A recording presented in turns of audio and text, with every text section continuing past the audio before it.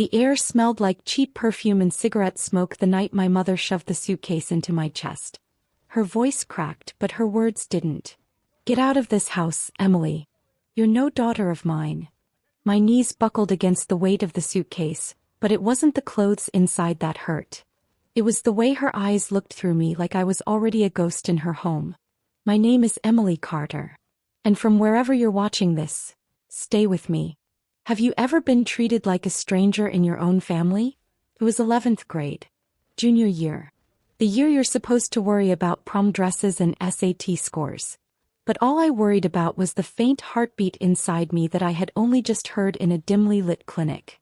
I thought maybe, just maybe, my family would hold me tighter. Instead, they ripped me apart.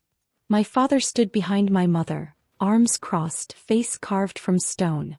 "You chose this," he said, every syllable sharpened to cut. "And now you'll live with it, alone." Alone. That word swallowed me whole. I stood on the porch as the door slammed behind me, suitcase trembling in my arms, and the night felt colder than any winter I'd known. The sound of the deadbolt sliding into place was louder than thunder. I remember staring at the wood grain of that door, wishing it would open again, wishing someone would change their mind. But the silence on the other side was final. No friends to run to. No extended family willing to take me in. Just a 17-year-old girl with a baby growing inside her and nowhere to go. I dragged the suitcase down the cracked driveway and into the dark. Every step felt like falling into an endless pit. I had less than $40 tucked into my wallet, and it might as well have been 4 cents. I ended up at a rundown motel on the edge of town, its neon sign sputtering like it was about to die too. I counted every crumpled bill as if I could stretch them into safety, into stability. But all I bought was a single night's shelter and the faint smell of mildew that clung to the sheets.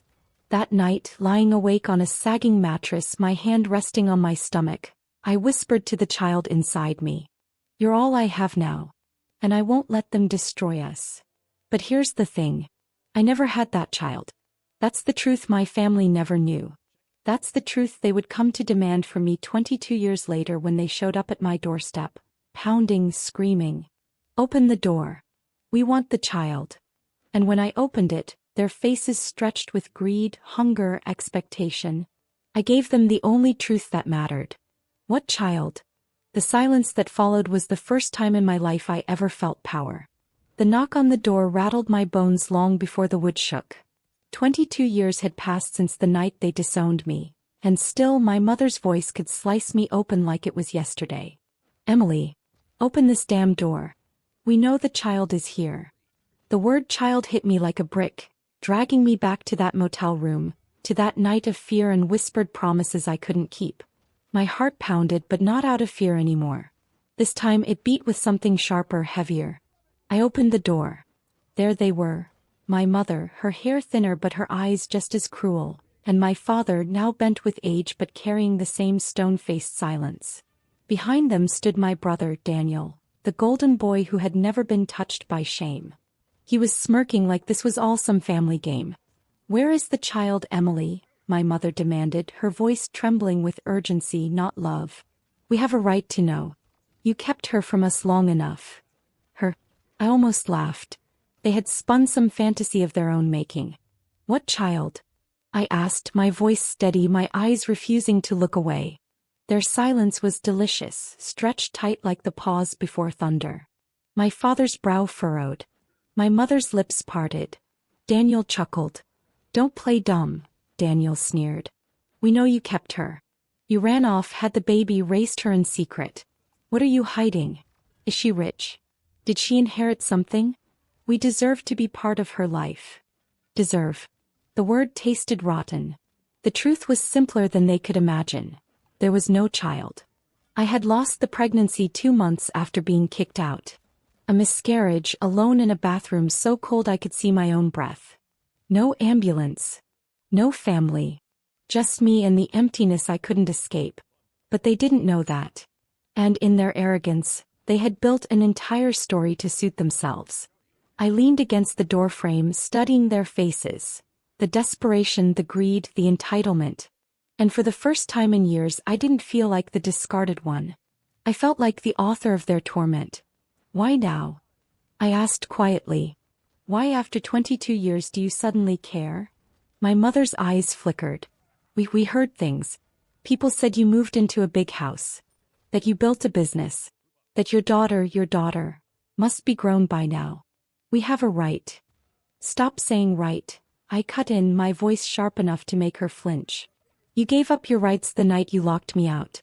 Remember? The memory of that slammed door was still etched into my bones, but now I pressed it against them like a knife. Daniel stepped forward, his smile smug. You can't keep her from us forever. Family is family. Blood is blood. I smiled, slow and cruel, a smile they had never seen on me before. Funny, I whispered, because I bled alone. And just like that, the color drained from my mother's face. The silence after my words was thick enough to choke them. For once, my family wasn't armed with lectures or judgments. They were defenseless. My father cleared his throat first, voice gravelly from years of swallowing his own poison. Emily, enough with the theatrics. Just bring her out. We know she's here. I tilted my head, studying him the way you'd study a stranger on a bus. Detached, almost curious. Do you even remember what you said to me that night? His jaw tightened. He didn't answer. So I answered for him. You said I wasn't your daughter anymore. That I had chosen this. That I was on my own. I took a step closer, watching him flinch. So tell me, Dad, what makes you think you're entitled to anything from me now? My mother stepped in, her desperation bubbling over. Emily, please. We were angry. We didn't mean. You meant every word, I snapped. You meant it when you threw me out in the middle of the night. You meant it when you let me sleep in motels, in shelters, in my car. You meant it when you erased me from the family like I was dirt under your shoe. Her lips trembled, but she pressed on. But she's our granddaughter. I cut her off with a laugh, sharp and hollow. Granddaughter. The word echoed in the entryway, bouncing off the walls until it shattered into something cruel. Their faces shifted, confusion mixing with greed. I leaned in close, my voice barely above a whisper. There is no granddaughter. For a moment they just stared. My father's brows knitted together, my mother's mouth opened and closed like a fish gasping for air, and Daniel's smirk faltered. You're lying, he muttered, but his tone lacked the venom it once had.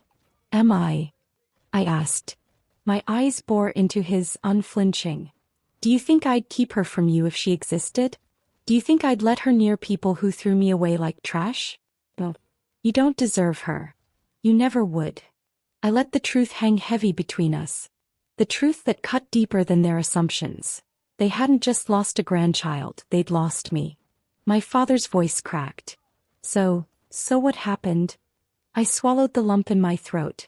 Memories of that night, the pain, the blood, the silence, clawed at me. But I didn't give them the satisfaction of my tears. She never made it, I said simply. And I was alone. Because of you. The air shifted. My mother covered her mouth with trembling hands. My father's shoulders sagged under the weight of something he'd never admit, guilt. And Daniel? He just looked irritated, like my grief was an inconvenience. Then what's all this? Daniel sneered, gesturing at the house behind me. The money, the car, the business. What are you trying to prove? I stepped fully into the doorway now, no longer blocking their view but inviting them to see. My home wasn't just a house. It was a monument to survival. Every brick, every dollar, every success was forged from the fire they had left me in. What am I trying to prove? I asked, voice steady, sharp as glass. That I built a life without you. And you're not welcome in it. And then I did the one thing they never expected. I slammed the door in their faces. The same way they had done to me 22 years ago. The slam echoed through the hallway, rattling the glass picture frames on my wall. My heart was a drum inside my chest, but my hands didn't shake this time. Not anymore. I thought that would be the end of it. That they'd slink away into the night, carrying their bitterness with them. But the knocking started again. Harder. Louder. Bang. Bang. Bang. Emily. My mother's voice cracked through the wood like lightning splitting a tree. You don't get to shut us out. The irony almost made me laugh. That's exactly what they did to me 22 years ago. I pressed my back to the door, closing my eyes, breathing slow, steady. But then I heard Daniel. Open this door, Em, or we'll make you regret it. You think you're better than us now? Living in this big house. Driving around in that car? All of it belongs to family. All of it belongs to us. My fists clenched. It wasn't enough that they abandoned me, they wanted to devour what I had built. Like vultures circling a body they left to die. I stepped back from the door, letting them hear the cold steel in my voice. None of this belongs to you. Not one brick. Not one blade of grass. And if you don't leave, I'll call the cops. Pause. Then laughter. Daniel's sharp and cruel. Go ahead. Call them. What are you going to say? That your mommy and daddy came to visit. I almost smiled. He didn't know who he was dealing with anymore. I wasn't the scared girl with a suitcase on the porch. I was a woman who had clawed her way out of hell and built an empire from the ashes. So I walked away from the door. Let them scream, let them pound. I didn't care.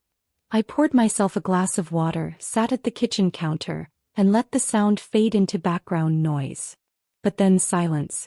That was worse. Curiosity tugged at me, so I peeked through the curtain. They weren't gone.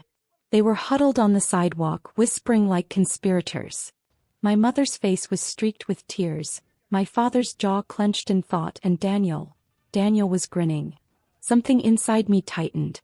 This wasn't over. The next day proved me right. I woke to the sound of gravel crunching under tires. 3 cars lined the street. My relatives were spilling out.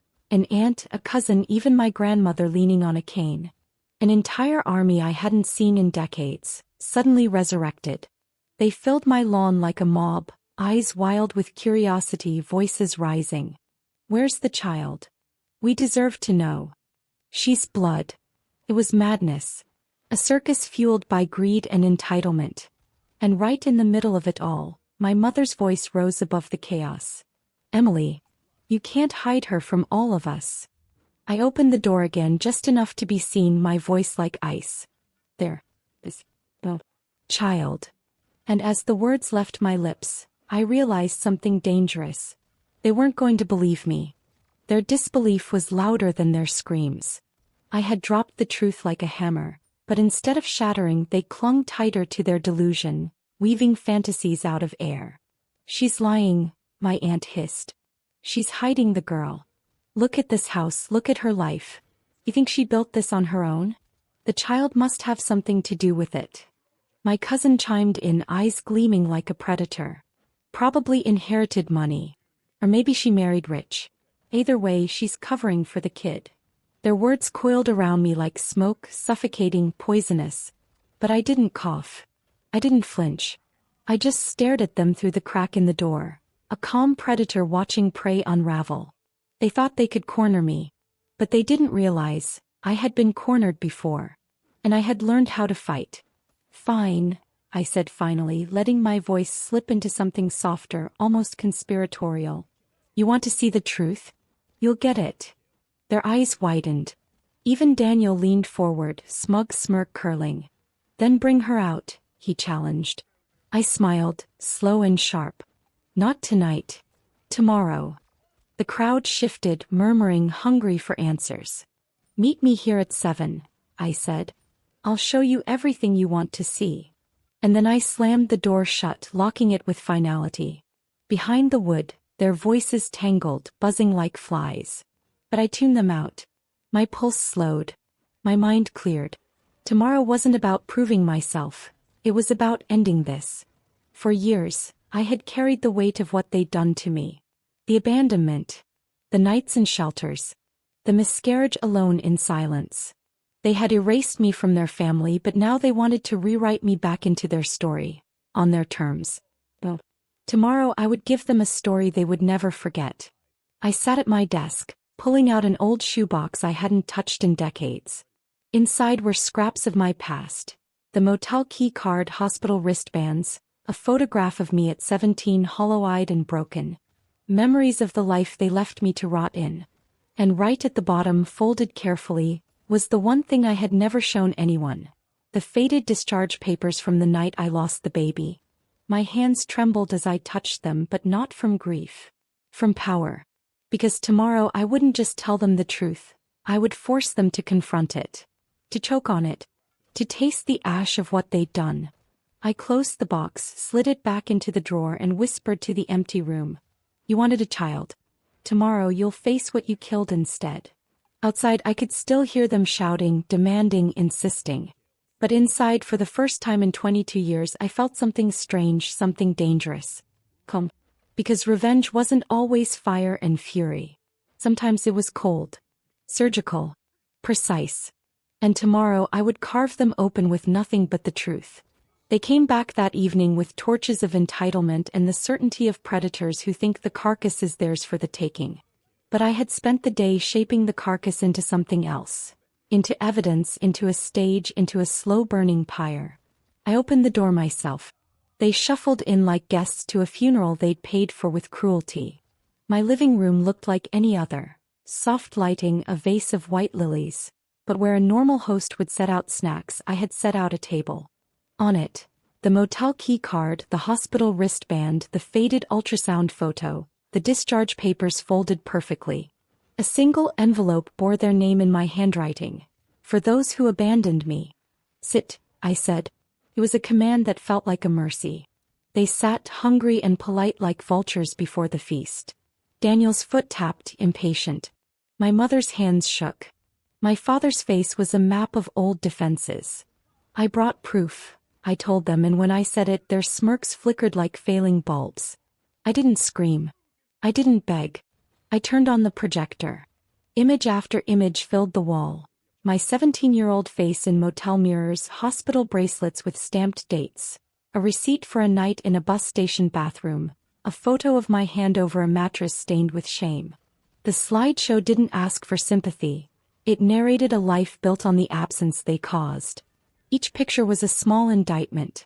My mother's lips formed the words, "Oh my God," with a speed that made me think anger was still possible.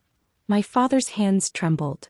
Daniel's jaw went slack, shock not from compassion, but because reality didn't feed his narrative. Then I pulled the discharge papers out and held them up like a verdict. The room smelled like lilies and old guilt. This was the night I lost her, I said. 2 months after you put me out. I bled in a bathroom with rust on the pipes and no one to help me. The doctors wrote this. The motel printed the receipt. The ultrasound is proof I carried something you turned your back on. Silence slammed into us harder than any door.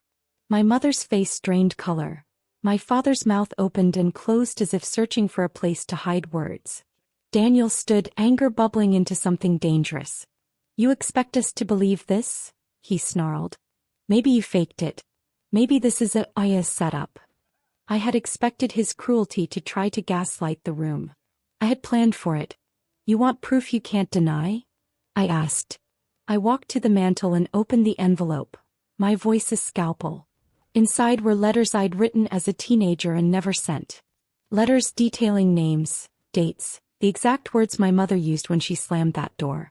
I read them aloud, page after trembling page. I read the motel receipts. I read the judge date on the hospital form. I read the precise time on the bracelet. When the letters were finished, I folded them, lit a match, and touched flame to paper. Their protests rose like rats under a floorboard. My mother lunged forward, hands reaching for the ashes, her voice cracking. No, Emily, stop, please. I watched the flame consume the last of what they could try to manipulate. The pages curled, blackened, and turned to ash. The words they had once said about me, that I was unworthy, disposable, a mistake, went up in smoke. The light from the fire painted their faces in orange truth. This is the closest you'll get, I said quietly. This is everything you wanted to possess. Proof of a child, proof of lineage, and you can't even hold the paper. You can't hold me. You can't hold the past. My father sank into the couch as if the floor had been cut away. Daniel's face was a storm.